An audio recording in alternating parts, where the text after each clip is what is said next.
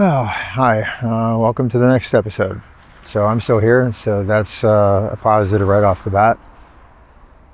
Uh, Sleeping better these days. Not necessarily perfect yet. It wasn't really perfect uh, prior to Melissa, but obviously since then everything's new. So this is the new reality. So sleeping at all is a wonderful thing. Yeah, I've got this little fuzzy thing on here because the last time I was down here and I did that last video, there was some wind noise, so I don't want that to happen again. Overall, I'm feeling better. I'm not, and that's a low bar. I'm not perfect. My brain is still foggy. I managed to lose my debit card and my car keys. I'm not car keys, my mail keys. So my mailbox keys have been missing for weeks at this point. So I've just been too cheap to call a locksmith. So I managed to get in by, apparently on Amazon you can buy keys that'll get you in almost any mailbox in France. How that's legal, I'm not sure, but apparently it is. And I did it, and I got my stuff. But it took a while to even figure out if that was a thing. So that's there. Debit card, no clue, no idea how I could possibly have lost that, but I did that as well. Still don't have an apartment. This is one of those things that's going to eventually it's going to come and stress me out. Right now I'm trying to remember that I can actually stress on things that I can control, and I can't control getting an apartment right now. I'm doing my best. I've got somebody out there looking for me. I'm constantly looking at ads and sending them to her because it's a different process than back in the US. So it's frustrating. And I remember back in the beginning, I was just beside myself, and I thought, okay, I'm going to have to move. It's going to all be so quick. And I would go to the US after that, and then it's been months. Still nothing. And there's a bunch of scams out there taking advantage of people, and luckily I haven't fallen for them yet, but some of them are, unless you look at them close, then you can see where you might fall for it. And some things are just seemingly too good to be true. Again, I don't have an apartment yet, but regardless, I think I'm heading back to the US probably in a few weeks. I want to go back there for, I say, half of November through half of December. I've got a lot of people I want to see. I want to be back so that I'll miss Thanksgiving with the kids. They're in two different countries at this point, but I want to do my best to be there for Christmas for them. I mean, we're not particularly religious or anything like that. I probably mentioned that a number of times in other videos, but it just, Christmas is special. It's always been great for the kids and great for the family, and we've never not been together for it. So this will be the first time that we won't be there with Melissa, which is one of my main reasons for wanting to be there at all at this point. So just for the kids and for me. I'd be lying if it wasn't also for me. But again, I just don't want that first Christmas without their mother. Again, my heart and soul to have us all in different spots. So if by chance the girls are working and they can't get off, then I will try to say I'll be with Gabby for Christmas, and then I'll get down to Spain and stay with Isabella for New Year's, providing she wants me to do that, of course. I'm being presumptuous, but I would imagine that she would. So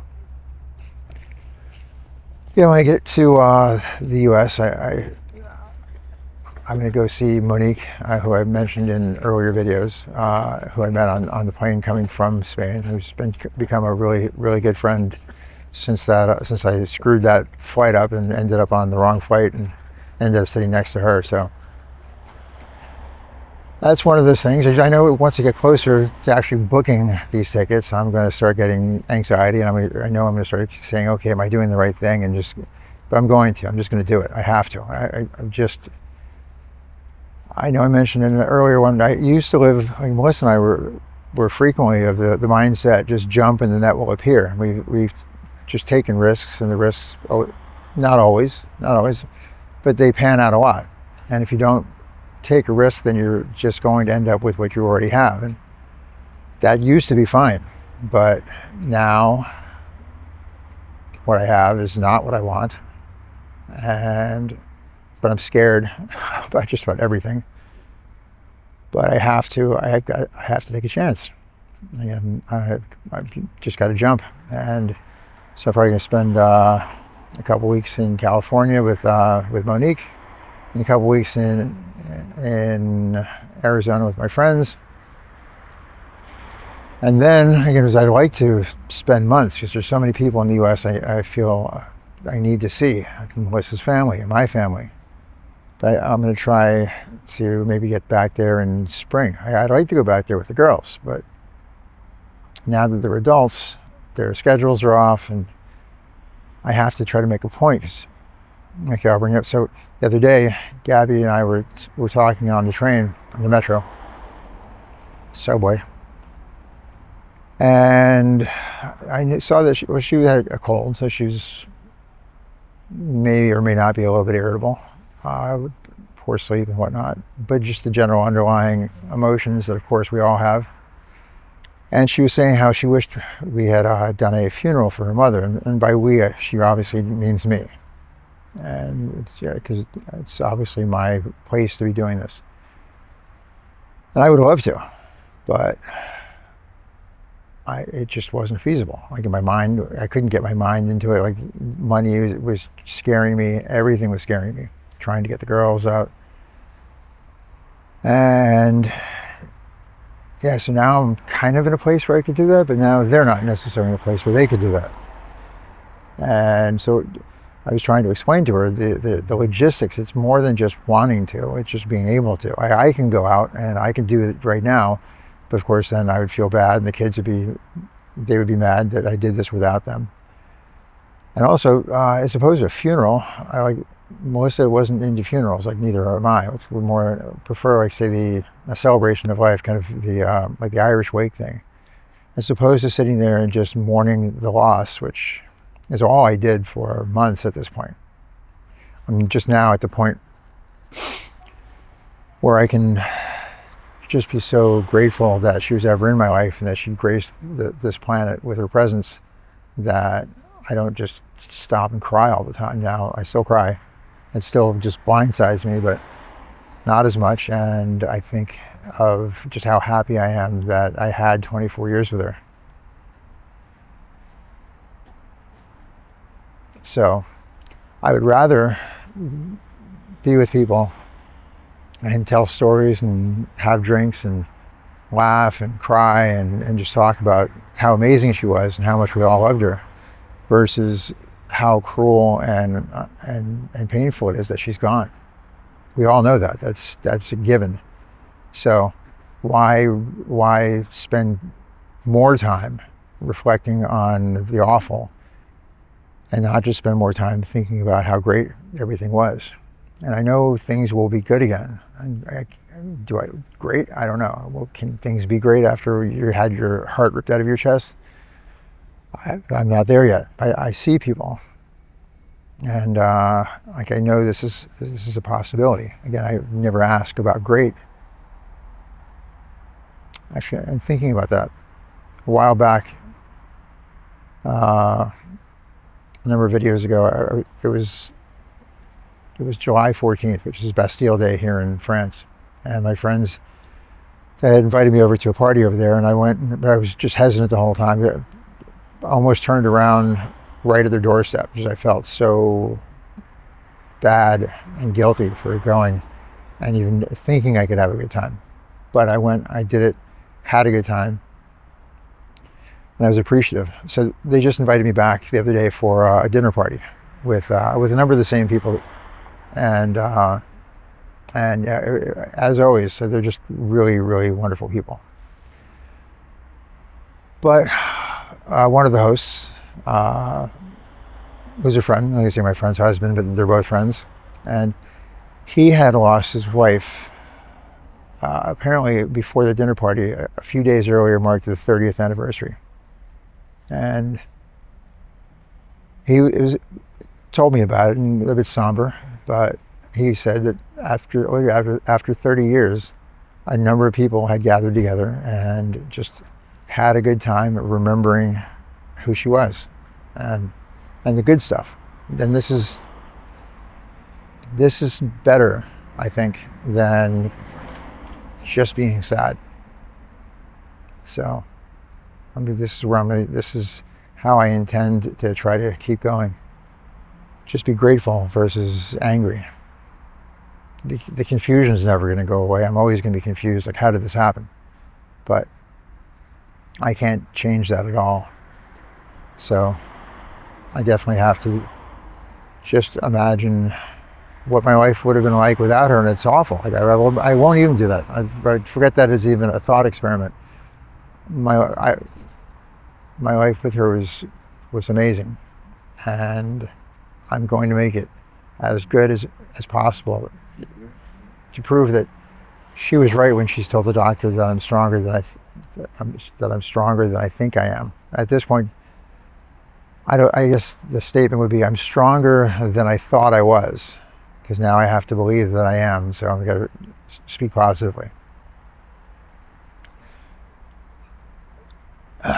And this morning, I was taking my morning walk to the bench where I speak to her every day. And I stood up to go, and I was just sad thinking that we could have made 50 years. We were married for 22, we were together for 24. I'm thinking, I'm 57, she would have turned 56 a month after she died. So she's technically 56 right now, still. And I was thinking, we would have made 50. We would have made 50 plus, chances are. We'd have been in our 80s, but that would be fine. Things are getting better. Medicine's good. Thought we were healthy. But then it dawned on me, we never got divorced. We're still going to make 50 and change years of marriage. We just won't be together physically. But she's always going to be in my heart. She's always going to be in my head. So she's always going to be with me. So yeah, there's just nothing. My marriage is going uninterrupted. Even if sometime in the future I meet somebody, and I've seen that happen. Again, my friend who's after 30 years is married to a wonderful woman who I know him through her, because she was my friend first, and they have an amazing relationship, and they're both comfortable in the fact that that he still thinks about her and remembers and commemorates. And a friend of mine in Phoenix, her husband, is gone 17 years, and she's remarried, and she has an amazing family. She's a wonderful person. If you saw the two of them together, you would think that they've been together forever, that they were meant for each other. But this is post worst day of her life, and she still thinks about him. And her current husband is aware and knows that it's sharing in a way. And that's the healthy way to do this. So you can't be with somebody that would be jealous of you being with somebody in your head and your heart. That's not just them. Now, there are people, I'm sure, that are out there like that, but I would just say avoid those people. Something like that sounds toxic to me. I could be wrong, but this is just me. This whole thing I'm doing here is me. So if that resonates with you, cool. If it doesn't, that's cool too. And what else is on what's happened recently? I'm noticing I'm getting, again, it's sad because I on one hand, I wish nobody would see this because nobody needed it. And YouTube had nobody to push it out to because everybody was happy. But that's just not the case, unfortunately. So, the channel's growing. And I hope, again, while I wish it didn't have to grow, I'm glad some people are getting some help with this. This is making some people feel a little bit better, just knowing that you're not alone, that other people are going through this. And at this point, if you compare now to when I first started these, it's night and day. I'm not at the end yet. I still have to move. My house still looks like, if you saw the video where I'm showing you around the house, it looks exactly like that. There's nothing that's changed. I have to. I dropped some stuff off yesterday, but I still can't do it. I still can't bring myself. I look around thinking, oh, there's got to be things I can just easily get rid of. And every time I touch something, I'm like, I can't. I could just okay, I'll have to get to that soon. And then nothing's getting done. It has to, but it hasn't happened yet. I think I was going to start saying that. Yeah, so I had somebody leave in a comment, a woman who, I hope I don't offend anybody in these, that grief is grief. I'm like, we're going through it. I think everybody at some point in their life, I think, goes through this. Just different people at different times for different reasons, but grief is grief. Man or woman, or however you want to identify, it's grief is grief. And when I specifically point out men, it's not trying to divide.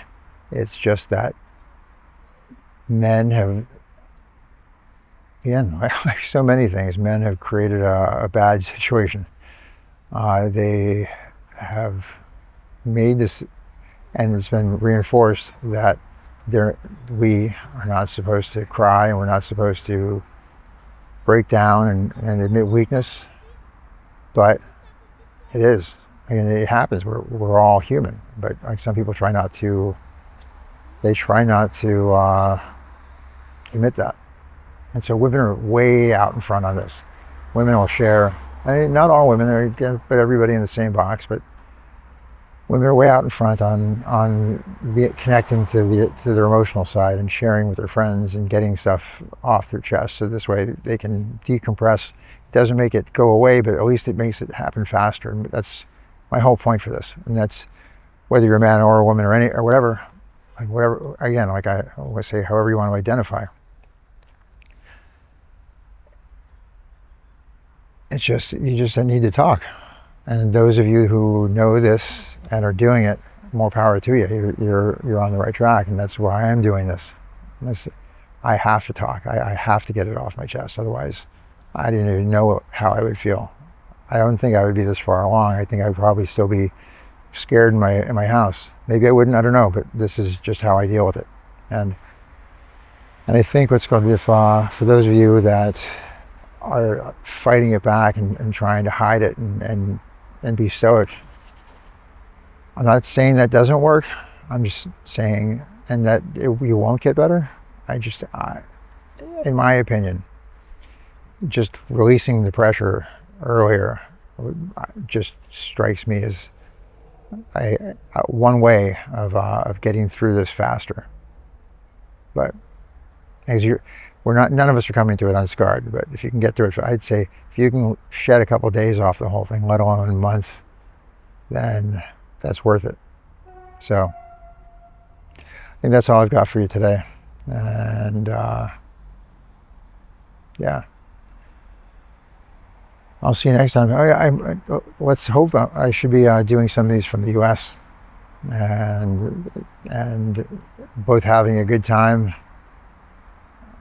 decompressing, seeing friends, making new experiences, trying to push through.